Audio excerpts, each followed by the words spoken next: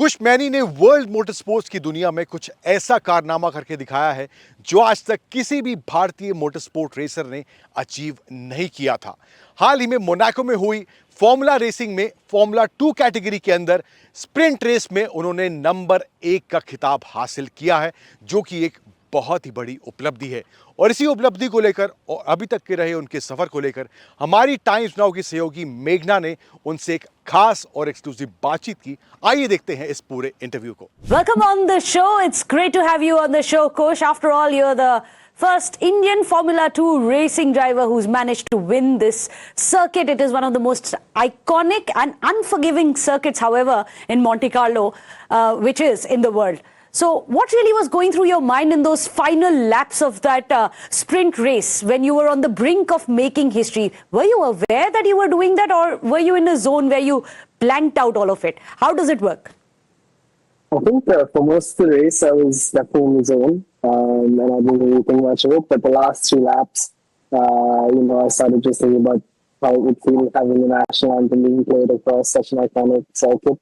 And that's all I could think about, really. And going across the line was obviously a very proud moment. It's obviously been a tough start to the season for me, but to win at such an iconic circuit and to have our flag flying high was just an amazing feeling, and made it all worth it.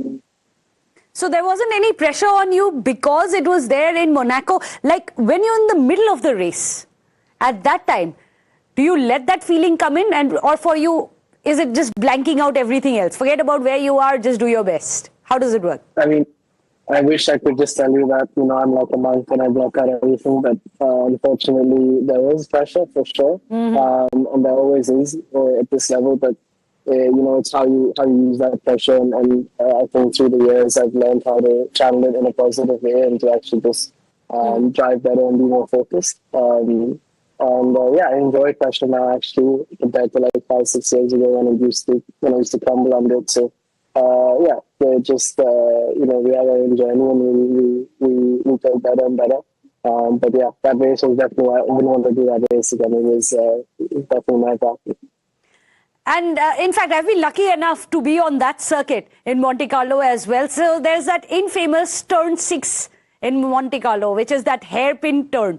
It is one of the slowest, It is one of the most iconic corners for anyone who's uninitiated in that, in all of motorsport. So what really goes on in your mind at that time when you were taking that turn, Kosh? If I ask you specifically that, was your heart beating faster than your car was running? Honestly, that's one of the corners, because it's so slow, you can't do much. So it's one of the corners you can actually relax a bit and catch your breath. It's the last sector that's very intense. But yeah, knowing that it was the last lap and I had a gap break to second, I knew it was just about keeping it between the wheels and going across the line, which we did. Well, and I'm glad that motorsports is back in India and you had a big role in bringing it, because at the end of it, for India, cricket, of course, is like a religion. But there are other sports as well which have picked up popularity. And what brings a sport back into popularity than hearing your national anthem being played, for example, which happened in your case at the F2 podium at Monaco for the first time ever? Was that like an unforgettable moment? I know it was for the rest of India. What did it feel like for you? For me, this has always been about India. I race with a lot of pride, and I love my country, and I want to see it do well in many sports. Obviously, we're very, very good at cricket, and that's why it's so popular. And I want to get to that level in racing as well. I want to make racing more accessible for kids who want to become racing drivers. Because right now it feels like, kids telling us that I want to be a racing driver is like I want to go to the moon almost in India. So. But I hope it's changing slowly, and I hope this brings a bit of change to it. But ultimately, my goal is to make it to Formula 1 and make a change in our country to try and make this sport bigger and more accessible, really. You're absolutely right. Accessibility to the sport itself is one of the biggest problems. But I'll just come to that because I must ask you about your teammate as well, Jack Crawford. Well, he, of course, pulled off a brilliant win at the feature race as well, completing a dream run for your team, wasn't it? You finished a strong P6 yourself. How satisfying is it to see this team come together to dominate both the races in the way that you guys have. Exactly. Like last year was a very tough year for me. We obviously had wins and a lot of podiums and some pole positions here, but stuff didn't click with my team. They're great people and they work really hard, but it just didn't click, and sometimes it doesn't for many reasons. This year, obviously, it started very tough, but I always felt really comfortable with the team, and even though we had some issues out of our control, early on in the year, I always knew we were fast. And it's so nice to see them come together because this team is very good, and there's a long way to go as well. So I'm excited. Well, since you're talking about where you come from as well, you've of course experienced both Formula 2 and a role with Alpine F1 as a reserve driver, as a test driver for F1 as well. So what's the biggest gap that you notice between the two levels, F1 and F2? And how do you think that you're going to be closing the gap? I believe that's going to be your next step, isn't it? Of course. I think, first of all, it's a massive difference. F1 is a different world. And it's, it's when I drove the car, it was just unbelievable. Obviously, I've had I'm so grateful I've been able to drive the car 4 times. But obviously, to reach Formula 1, you have to perform in Formula 2. And this year is very important. And, I hope the momentum we took from Monaco builds and we're in a position to be fighting for a seat. And I'm asking you this because we've seen the likes of Narayan Karthikeyan. You have Karun Chandhok. They remain to be the only Indians so far to have competed in it till date. What is it? What is the reason behind so few Indians when it comes to motorsports and at that level? You mentioned accessibility. Is that one of the biggest challenges that drivers in India face? Exactly. Like for example, to make it easy for you, when you start racing, you have to go through go-karting to build your skill. I was national champion at the age of 11, and then I went to Europe.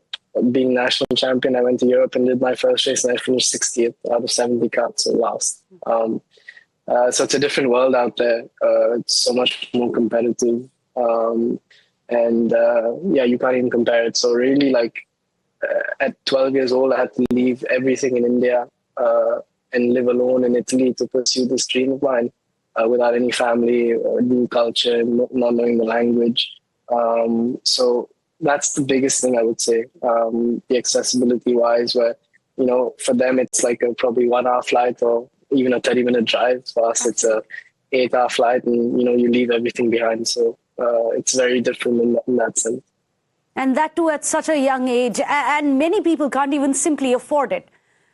You have been lucky that you've been able to afford it, but then you've had a family which has really backed you. And I believe that you have, if I can call it, motor racing in your blood as well? Yes, definitely in my blood. And, I'm so grateful to have the life and to live the life which I want to live and to do what I love. I think I'm very lucky. It's come with its challenges as well, though. As you know, racing is very expensive. And when COVID happened, I was thinking about stopping. So I've thought about stopping many times. But something kept pushing me further, and I'm grateful I kept pushing because, it's starting to pay up. Well, it's starting to pay up, and I think the whole of India is very glad that you didn't stop when you were getting, or rather facing those difficult times. You've talked about go-karting in Bangalore, from Bengaluru to standing atop the podium at Monte Carlo. What a cinematic journey, if you can call it has been for you. If you had to define the Kush Money racing philosophy, because now you've become like the poster boy when it comes to motor racing. So the Kush Money racing philosophy, if you were to give out inspiration to the younger ones, it gets hard, but that's when the tough get going, that kind of a message. What is it going to be that you'll be telling to those who find it simply too hard, simply too inaccessible to join a sport such as that? 2 things. One, I would say is, 4 years ago, I was going to stop racing, forget aiming for F1. F1 was like a 0% chance, and now I'm so close to it. Life is a long journey, and it teaches you a lot of things through lessons. And it's you learning those lessons and using them in the future. to build yourself as a person, as a driver. It's a long journey, and you need to keep building on it and never give up. Really, even though I've thought about giving up, I've always come back, and I've always, from my past, I've always taken lessons and applied them to my present, and it's helped me through situations. Second is, I would say, leave your ego when you come onto the track. It's one of my issues, which I had when I was younger. I always thought I was the best, and I didn't learn as much as I could. And you need to just leave your ego and learn as much as you can from whoever's trying to help you, respect your team, and take in as much information as you can.